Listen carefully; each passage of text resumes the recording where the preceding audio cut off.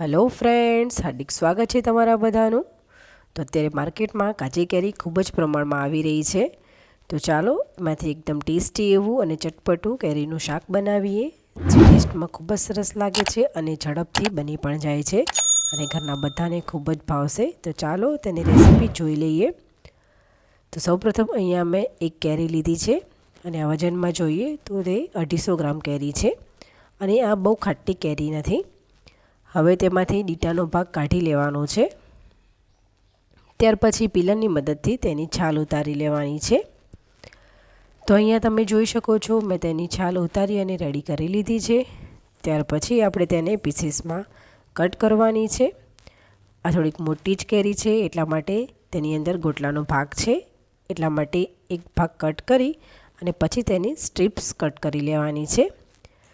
ત્યાર પછી તેના પીસીસ કરવાના છે। અત્યારે હું તેના મીડિયમ સાઇઝના પીસ કરું છું, જેથી કરીને તે જલ્દીથી કૂક થઈ જાય। તો અહીંયા મેં આખી કેરીના ટુકડા કરી લીધા છે। ત્યાર પછી હવે અહીંયા મેં ગેસ ઉપર એક પેન રાખી દીધું છે અને હવે તેની અંદર મેં 2 મોટી ચમચી જેટલું તેલ એડ કર્યું છે। હવે તેલને ગરમ થવા દઈશું। તેલ ગરમ થાય એટલે અડધી ચમચી જેટલી રાઈ એડ કરીશું અને ત્યારબાદ અડધી ચમચી જેટલું જીરું એડ કરીશું।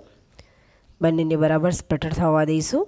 ત્યારબાદ અડધું લાલ સૂકું મરચું એડ કરીશું અને અહીંયા મેં 1 ચમચી કસૂરી મેથી વઘારમાં જ એડ કરી છે, જેથી કરીને શાકનો ટેસ્ટ ખૂબ જ સરસ આવે। ત્યાર પછી આપણે જે કેરીના ટુકડા કર્યા હતા તે બધા જ તેની અંદર એડ કરી દેવાના છે અને હવે બરાબર મિક્સ કરી લેવાનું છે। તો ઘણીવાર સાંજે તમને એવું થાય કે શું બનાવવું અને ઘરમાં જો કાચી કેરી પડી હોય તો આ રીતે તેમાંથી એકદમ ટેસ્ટી એવું શાક જરૂરથી બનાવજો। હવે તેની અંદર 1/4 ટીસ્પૂન જેટલી હળદર એડ કરીશું અને સ્વાદ પ્રમાણે મીઠું એડ કરવાનું છે। તો મીઠું મેં અત્યારે અડધી ચમચી જેટલું લીધું છે। હવે બરાબર મિક્સ કરી લેવાનું છે। આ કેરીનું શાક ખૂબ જ ઝડપથી બની જાય છે, મતલબ કે કેરીને તમારે બાફવાની બિલકુલ જરૂર નથી। આ રીતે ફક્ત 2 થી 3 મિનિટમાં તે કૂક થઈ જશે। તો અહીંયા તમે જોઈ શકો છો મેં બધું જ બરાબર મિક્સ કરી લીધું છે। ત્યાર પછી હવે કવર કરી અને કૂક કરી લઈશું 2 થી 3 મિનિટ જેટલું। અહીંયા 2 થી 3 મિનિટ થઈ ગઈ છે અને મેં કવર ખોલી લીધું છે। તમે જોઈ શકો છો કે કેરીના ટુકડા એકદમ સોફ્ટ થઈ ગયા છે, મતલબ કે કૂક થઈ ગયા છે।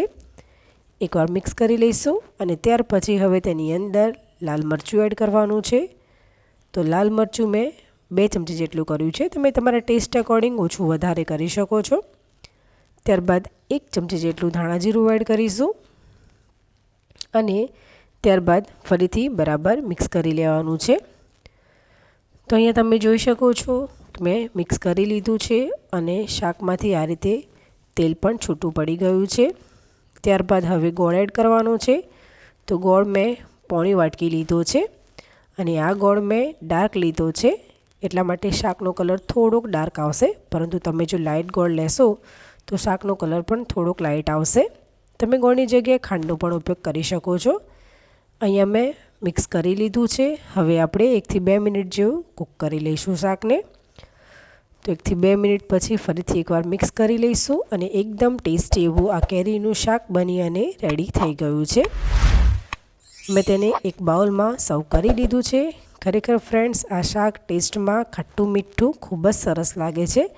એકવાર ચોક્કસથી બનાવજો। તો ફ્રેન્ડ્સ, તમને જો મારી આજની રેસીપી ગમી હોય તો લાઈક કરજો, ફ્રેન્ડ્સ અને ફેમિલીમાં શેર કરજો અને સબસ્ક્રાઈબ કરી બેલ આઇકન જરૂરથી પ્રેસ કરજો, જેથી કરીને મારા બધા વિડીયોની નોટિફિકેશન તમને જલ્દીથી મળતી રહે।